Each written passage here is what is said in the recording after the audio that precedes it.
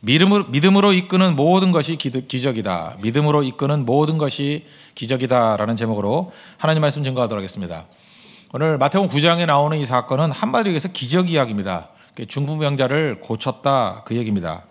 그런데 단순한 기적 사건만은 아닌 것 같습니다. 특이점이 뭐냐? 그냥 병자에게 병이 나으라 이랬으면 좋을 것 같은데 예수님이 뭐라고 말씀하시냐면은 내 죄사함을 받았느니라. 그랬더니 서기관들이 신성모독이다 이렇게 생각을 했다는 거예요. 예수님께서 뭐라고 말씀하세요? 죄사함을 받았느니라 하는 것이 쉽냐? 아니면 그냥 병 다 나았으니까 상을 들고 나가라 하는 것이 쉽냐? 병 다 나았다 하는 게 쉬운 거죠. 그런데 일부러 이렇게 했다는 얘기 아닙니까? 죄사함을 받으라 이렇게 말했다는 거예요. 이유가 뭐냐? 예수님께서는 죄사하는 권세가 있는 분이라는 것을 알리기 위해서, 다시 말해서 예수님이 심판 주시고 예수님이 하나님이다라는 것을 알리기 위해서, 이 중요한 패턴입니다. 기적은 기적 자체가 목적이 아니라는 것입니다. 기적은 그래서 세메이온, 그래서 요한복음 같은 데서는 사인이라고 표현이 되어 있어요. 표시예요, 표시. 기적이 이렇게 보여주는 게 있다고요. 기적을 통해서 목적하는 건 뭐냐 하면은 믿음이라는 거예요. 예수님에 대한 믿음. 그래서 기적 자체가 목적이 아니라 기적은 수단이고 목적은 믿음이다. 이걸 우리에게 보여주고 있다는 것입니다. 예수님 공생애 처음 시작하실 때 그 세 가지 시험 받으신 거 알죠? 뭐 시험 내용 간단히 한번 돌로 떡 만들어 먹는 거 이런 거 세 가지 아니에요. 내용의 핵심이 무엇입니까? 마귀가 계속 와서 유혹하는 게 뭐냐 하면 기적을 베풀어 봐. 그거 아니에요? 기적을 행해 봐. 그랬는데도 불구하고 예수님이 반응하지 않습니다. 기적 행하실 수 있는 능력이 있음에도 불구하고 안 하잖아요. 그게 지금 마귀가 목적하는 걸 이루는 것이 되지 않기 위해서 그런 거죠. 기적 자체가 수단이니까. 그러다가 요한복음 2장에 가면은 처음으로 가나의 혼인잔치에서 물로 포도주를 만드는 기적을 행하시죠.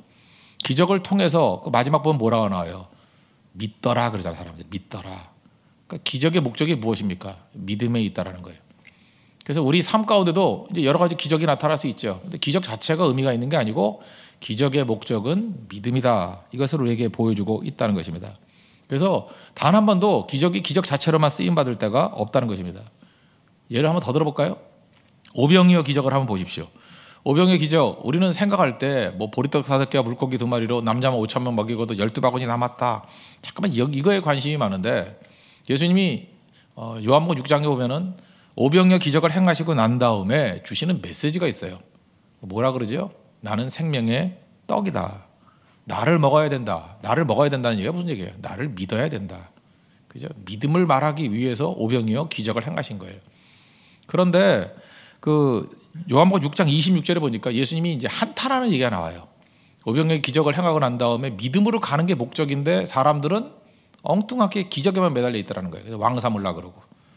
그래서 거기에 이렇게 나오죠. 너희가 나를 찾는 것은 표적을 본 까닭이 아니요 떡을 먹고 배부른 까닭이다.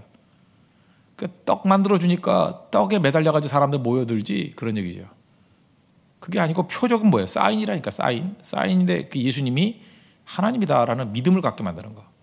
그래서 우리 삶에 있는 모든 기적이 믿음으로 가야 되는데 믿음으로 안 가는 것들, 그거는 기적의 의미가 없다라는 것입니다. 그래서 예수님이 하나님이심을 믿게 하는 것, 믿음이 목적이라는 것입니다. 그래서 어떤 분은 이렇게 얘기를 했어요. 기적은 하나님의 믿기다.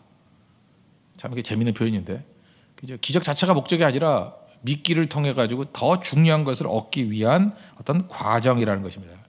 한번 생각해 보세요. 예수님이 이 땅에 오셔서 많은 병자 고치셨고 또 귀신 들린 사람들 고치시고 또 많은 기적들 행하셨잖아요. 근데 그래봐야 몇 명이나 했겠습니까? 병자 고쳐야 수백 명밖에 더 고쳤겠어요. 귀신을 쫓아내봐야 그거 3년 내내 고쳐봐야 몇 명이나 고쳤겠어요. 그러다가 세상이 변화되는 것도 아니고 그걸 위해서 하나님의 아들이 이 땅에 오셨겠습니까? 그러니까 병 고치고 귀신 쫓아내고 하는 것들은 중요한 예수님의 능력을 보여주는 것인데 그걸 통해서 결과는 뭐냐? 믿음이라고요. 믿음. 병 고침 받으면 또 뭐 할 거예요? 병 고침 받고 난 다음에 믿음 없으면 아무 의미 없는 거죠. 죽었던 사람이 살아나면 뭐 할 거예요? 그게 믿음으로 가지 않으면 아무 의미 없다는 것입니다. 그래서 예수님이 그 사역을 한번 보십시오. 초창기 때는 기적을 많이 행하셔요. 왜냐하면 예수님을 믿게 만들려고. 그 다음에 이제 후반기로 가면 갈수록 기적이 별로 없죠. 기적 별로 없고 말씀을 많이 하셔요. 말씀을 듣고 믿으라고. 그런데 많은 사람들이 예수님이 점점 약해진다고 생각했어요. 제자들도 그랬죠. 예수님 처음에는 사람들 많이 모여들고 힘있고 그러더니만 마지막에 왜 이렇게 무력해? 기적으로 행하면 되는데 끝까지 사람들은 그러잖아요. 십자가에 달려있는 예수님을 향해서 내려와봐 내려와봐 그러잖아요. 기적 한번 행해봐. 예수님의 목적이 믿음인데 거기서 우리가 다 넘어지게 된다는 것입니다. 그래서 많은 사람이 떠나갔어요.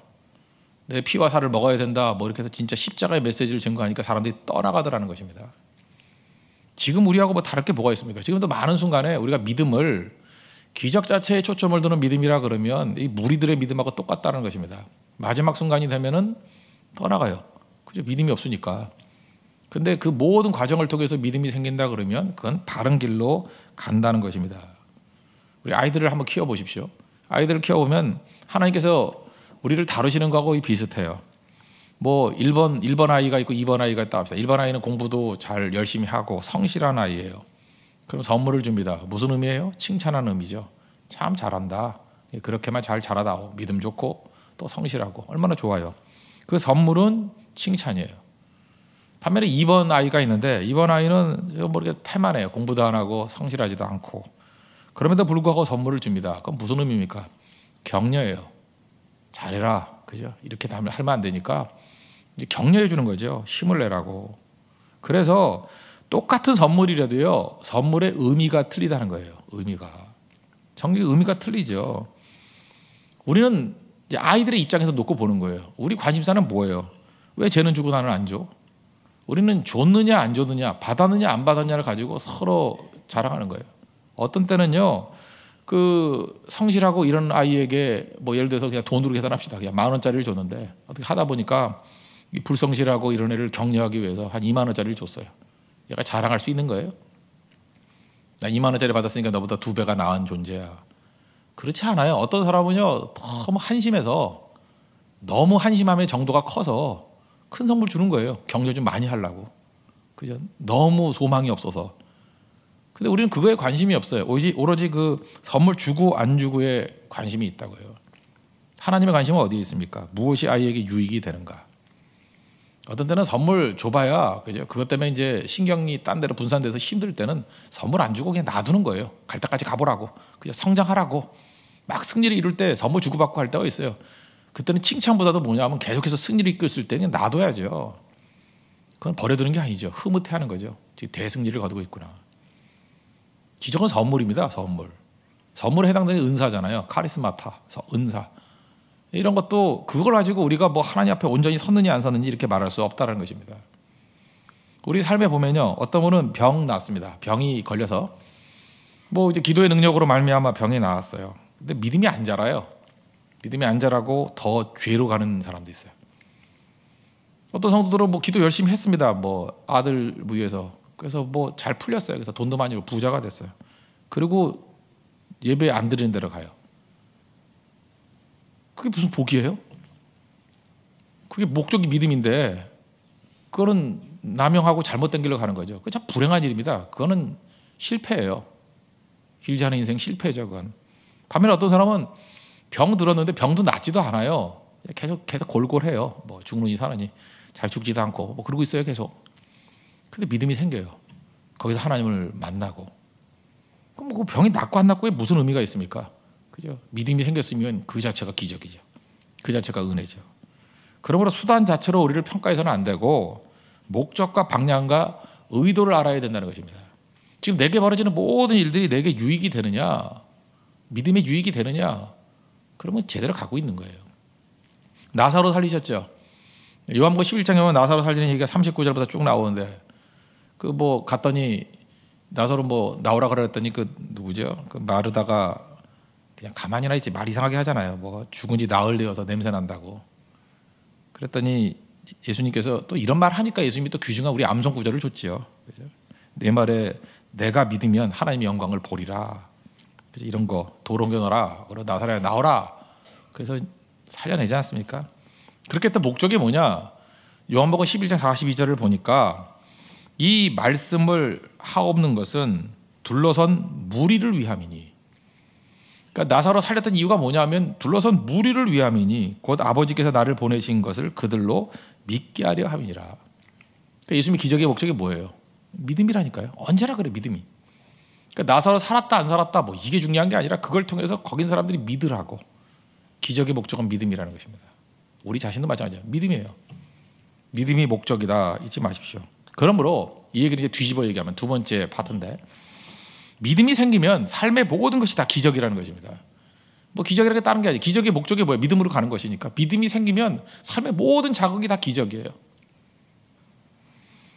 요즘에 제 주변에 있는 사람들 중에서도 몇 명이 좀 그런 사람이 있는데, 공황장애, 뭐 큰 교통사고를 당했다든지 충격을 받았든지 하는 사람 가운데 공황장애가 많아요. 뭐 우리 주변에 있는 사람 가운데도 제가 있어요. 그래서 제가 관심을 갖고 봤죠. 공황장애가 참 무서운 거예요. 그래서 공황장애 있는 사람한테 쭉 물어봤어요. 저 친하니까. 도대체 뭐냐 그랬더니 감당 못할 두려움이에요. 그게 공황장애예요. 공황장애 있는 사람은 이렇게 폐소공포증이라고 해서 이렇게 교회에서도 이렇게 무서워서 이렇게 앞에 못 있어요. 나갈 수 있어야 돼요. 엘리베이터도 못 타고요. 그래서 맨 뒤에 있다가 뭔가 좀 낌새 이상하면 나가야 돼요. 그래서 그런 사람을 위해서는 부흥을 하면 안 돼요. 교인이 너무 많으면 못 들어와요. 사람 꽉 차 있으면 막 견딜 수가 없대요. 이거 뭐 막히는 거 아닌가 하는 뭐 이런 감당 못할 두려움. 제가 물어봤죠. 노력하면 안 되냐고. 노력해서 되는 게 아니래요. 노력을 이길 수 없으니까 그게 병이죠. 공황장애. 그거 공황장애로 이제 몇 년을 고생하신 분 얘기인데, 하루는 복음으로 말미암아 나았대요. 이 공황장애가 낫다라는데 그 말이 뭐 병원에 가서 뭐 치료를 받고 진단을 받아가지고 낫다라는 게 아니고 그냥 믿음으로 낫다라는 얘기예요. 그러니까 궁금하잖아요. 그 믿음으로 어떻게 낫는지. 목사가 진짜 믿음이 없어서 이거 믿음이 없는 게 아니고 궁금한 거예요, 그죠? 예, 궁금한 거. 그랬더니 두 가지로 설명을 하는데, 첫째는 공황장애가 죽을 병은 아니잖아요. 갑자기 이런 생각이 들더라고요. 죽을 병은 아니니까 죽진 않는구나. 그런 생각이 하나 들어요. 근데 이건 별거 아니고, 두 번째는 그 공황장애를 겪는 중에 예수님을 만났대요. 예수님 만나니까 내가 구원에 대한 확신이 온 거예요. 내가 어때든 구원 받는다. 나는 구원받고 하나님의 자녀다. 그러니까 무슨 마음이 드냐 하면은 세상에서 제일 두려운 게 죽는 거 아니에요. 죽어도 좋아라는 마음이 생기더래요. 죽어도 좋아. 물어봤어요. 그 죽어도 좋아라는 믿음이 생기고 난 다음에 두려움이 없느냐? 여전히 감당 못할 두려움은 있대요. 그 믿음이 있더라도 그 상태가 변화되는 게 아니에요. 감당 못할 두려움은 있는데, 두려움이 죽음에 대한 두려움이래요. 이제 죽을 것 같다라는 거. 근데 두 가지 같이 오는 거예요. 엄청난 감당 못할 두려움이 오고, 또 하나 죽어도 좋아. 그래서 삶이 어떻게 되냐 하면 죽겠다고 사는 거예요. 죽어도 되니까. 그렇게 며칠 지나니까 두려움도 계속 남아있고 죽어도 좋아라는 것이 평행으로 달리다가 나중에는 죽으면 어떻게 하는 두려움이 힘을 잃어버리더래요. 두려움이라는 게 뭘 협박하는 거 아니에요. 협박을 하면 머리 부들부들 떨어야 할 맛도 있지. 무슨 소리인지 모르겠어요? 두려움이 힘을 잃어버린다는 거예요. 안 두려워하니까. 죽어도 좋아 그러니까 힘을 잃어버리죠. 깡패도 와가지고 야 일로 와봐 임마 뭐 돈 내놔 그래서 뭐 10원에 한 대씩 뭐 이런 식으로 해서 뭐 벌벌 떨어야 할 말이지. 죽이려면 죽여. 무력 있으면 참 깡패하기 힘들잖아요, 그죠? 떨어줘야 되는 거 아니야? 떨어줘야. 떨지 않으니까 극복이 되고 그 단계가 좀 넘어가니까 이제는 완전히 회복이 되더라는 거예요. 믿음이라는 게 뭡니까? 더 높은 차원의 상태가 되니까 그 밑에 있는 상태는 다 이기게 되더라는 거예요. 공황장애 가운데 이런 거예요. 우리 부모님들 가운데 특별히 엄마들 자녀를 너무너무 사랑해서, 그것도 특별히 그 캥거루 엄마 같은 사람이 있잖아요. 애 쫄쫄 쫓아다니면서 다 뒷받침해주고, 그게 애 망치는 건지도 모르고, 죄송합니다, 망친다고 말이 할게. 애한테 별로 도움이 안 되는 걸 모르고 그냥 그게 사랑인지 알고 그러고 있다고요. 그러다 보면은 자녀도 그렇고 엄마도 그렇고 이제 공포예요. 뭐 입시 그러면 입시 하나에 다 매달리는 거예요. 그러면 딴 건 하나도 안 보여요. 가까이 있다 보면 종이도 이렇게 가까이 들면 종이밖에 안 보이잖아요. 그거밖에 안 보이는 거예요. 근데 그게 제일 풀리면 좋은데 입시가 안 풀리는 거예요. 뭐 이렇게 뭐 한 번씩 걸릴 거 아니에요. 그럼 그게 세상이 전부 다기 때문에 엄청 감당 못할 두려움이 오는 거예요. 이 문제 못 푼다는 거죠. 이거 안 되면 나 끝나는 거다. 그래서 공황장애 와요. 본인도 올 수 있고 어머니나 뭐 이런 사람이 올 수도 있고. 근데 그거 어떻게 이깁니까? 쭉 펼쳐라고 보라고요. 그 별거예요, 그거? 여기 여러분들 어떤 분은 뭐 재수한 분도 있고 삼수한 분도 있고, 어떤 분은 우리 교회도 장수한 분도 있고 별분 다 있대. 너무너무 잘 사는 거야. 그게요. 사회생활도 잘하고. 그 당시엔 그게 모든 건지 알았는데 지나놓고 보니까 그거 점수 몇 점 그 별거 아니거든요. 그보다 더 중요한 게 뭐예요? 멘탈이 강해야 되고 믿음이 있어야 되고 성격 좋아야 되고 그런 거 아니에요? 공부 뭐 잘한 것보다 중요해요. 쌩글쌩글 웃고 다니는 게 낫고 지나놓고 보니까 더 중요한 게 더 많은데 그 당시 그게 안 보이는 거라고요. 그러니까 더 높은 차원에서 보면은 이기는 거죠. 그러니까 객관적이라는 게 뭐예요? 다른 사람들은 그렇게 안 보거든요. 그러니까 왜 그거 갖고 그렇게 힘들어해? 이런다고요. 그게 믿음의 차원이라고, 차원. 그러므로 하나님 앞에서 이렇게 모든 어려움들이 있는 것들이 그게 기적이라고요. 믿음만 생기면 그런 자국들이 이길 수 있으면 다 승리가 되는 거죠. 그래서 마태복음 6장 33절에 뭐라 그래요? 너희는 먼저 그의 나라와 그의 의를 구하라. 차원 높은 거 구하라는 거예요. 그럼 이 모든 것을 너에게 더하시리라. 그거 아무것도 아니야. 그래서 우리는 내가 낮은 곳에서 높이 있는 문제를 풀려고 만들면 절대로 풀리지 않아요. 내가 돈이 없으니까 돈 문제가 해결돼야지. 내가 입시가 안 되니까 입시가 해결돼야지. 진급이 안 되니까 진급이 해결돼야지. 그런 식으로 달리는 사람은 되면은 교만해지고 안 되면 두려워하는 거고 맨날 그렇게 끌려가는 인생이라고요. 그보다 더 높은 인생이 돼야 돼. 높은 믿음 가지면요. 믿음의 수준에서 내려다보면 된다고. 그래서 사도 바울은 맨날 그냥 그러잖아. 빈정되잖아. 그죠? 내가 비천에 처할 수도 있고 풍부에 처할 수도 있고 배부른 배고프면 일체의 비결을 배웠노라. 우리 약 올리는 것 같죠? 부들부들 떠는 사람은 약 올리는 것 같아. 근데 믿음의 높은 차원에서 내려다보니까 비천하면 어때? 풍부하면 어때? 배고프면 어떻고 배부르면 어때? 아직 여러분 배부르다고 뭐 죽어요? 여유 있는 사람들 한 끼 굶는다고 죽어요? 근데 거지한테는 그게 위기예요. 거지가 한 끼 굶었어요. 이게 두 끼, 세 끼, 네 끼 계속 굶을 수 있거든요. 죽는 거 아닌가. 공황장애 온다고. 그래서 끼니를 거르지 않는 게 거지예요. 거지는 한 끼 걸으면 죽음같이 느껴진다고. 먹어야 되는 거라고요. 근데 일반인들은 그렇지 않잖아요. 뭐 세 끼, 네 끼를 굶어도 끄떡없어요. 얼마든지 먹을 게 있기 때문에. 높은 차원의 얘기라는 것입니다. 이기는 거죠. 그리고 삶의 모든 자극들이 바울에게 있어서는 비천도 기적이고 풍부도 기적이에요. 배고픔도 기적이고 배부름도 기적이에요. 차원이 높으니까. 이게 믿음이에요. 그래서 믿음이 중요한 겁니다. 믿음을 가져야 세상을 이기는 거예요. 믿음이 세상을 이기는 거라고. 팔도 없고 다리도 없는 닉 부이치치라는 그 오스트레일리아 사람이 있죠. 닉 부이치치. 목사님 되셨다고 그러는데 이분이 한 번은 이제 집회를 하는데 이제 서양 집회입니다. 어떤 부부가 아이를 안고 왔어요. 근데 유심히 보니까 그 아이가 다니엘이라는 아이인데 다니엘 닉 부이치치하고 똑같아요. 태어날 때부터 팔도 없고 다리도 없어요. 자기가 똑같은 애를 본 거예요. 닉 부이치치가 그런 얘기를 합니다. 자기가 어려서부터 하나님께 기도했대요. 하나님 기적을 베풀어 주세요. 그럴 수 있죠. 하나님 기적 못할 일이 없으니까 없던 팔도 생기게 해주시고 없던 다리도 생기게 해주세요. 하나님 응답해 주시지 않았다라는 거예요. 그게 닉 부이치치의 고백이에요. 근데 그 아이가 어린아이가 자기가 똑같더라는 거예요. 상태가. 다니엘이라는 아버지 어머니가 이런 얘기 하더라는 거예요. 이 아이 낳고 난 다음에 의사 선생님한테 물어봤대요. 근데 의사들이 말을 잘해야 되는데 의사가 계속 절망적인 얘기 하는 거예요. 이 아이는 아무것도 할 수 없다. 심지어 스스로 할 수 있는 게 없고 일찍 죽는다. 뭐 이렇게 절망적인 얘기 하는 거예요. 의사들은 항상 책임지려고 그러는지 모르지만 최악을 얘기를 해줘요. 항상 최악을. 그러니까 의사들 얘기 너무 믿지 마세요. 우리 외삼촌만 해도 그 암 수술 받고 난 다음에 뭐 길어야 6개월 그랬어요. 근데 기억나요. 길어야 6개월. 뭐 3개월이라는 의사도 있었고 뭐 지금 어떠래요? 3개월, 6개월. 췌장암이니까 뭐 금방 죽어야 되는데. 그 내가 어저께 우리 어머니한테 물어봤어요. 그 삼촌 건강하시냐 그랬더니 벌써 22년째 건강해. 나 미치겠어요 진짜고. 뭐 끄떡 없어. 그거 뭐해? 그 누가 책임질 거야 그거? 뭐 그분 내가 볼 때 그래 믿음 좋은 것 같지도 않은데 뭐 왜 하여튼간에 그래요. 그 말 너무 믿지 말라고요. 왜 하나님 말씀보다 왜 의사 말을 더 믿어요? 의사도 대충 말하는 건데. 그죠? 그 의사들이 그 아이를 놓고 다니엘이라는 아이를 놓고 계속 그런 얘기를 했다고요.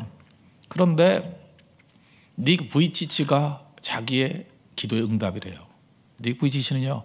난 이분을 볼 때마다 가슴이 아픈 게 뭐냐면 팔도 없고 다리도 없는데 수영을 해요. 그 유튜브 같은 데 보세요. 이분 수영하는 거 나와요. 수영을 해요. 수영하고 운동하고 전 세계를 돌아다니면서 복음 증거하고 그다음에 또 얼마 전에 보니까 그 사모님이 임신했대.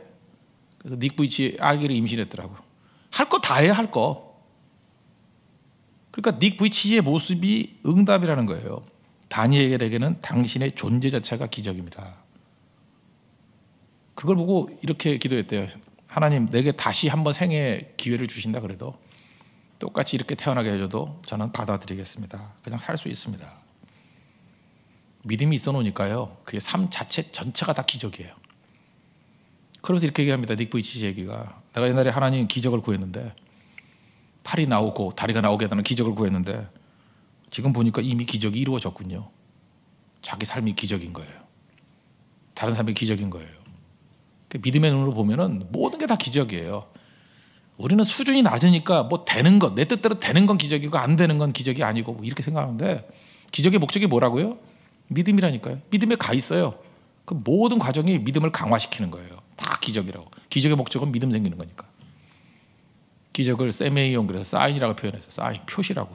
가리킴, 이정표. 모든 기적은 믿음으로 가게 만드는 겁니다. 그래서 이런 사람은 감당을 못해요.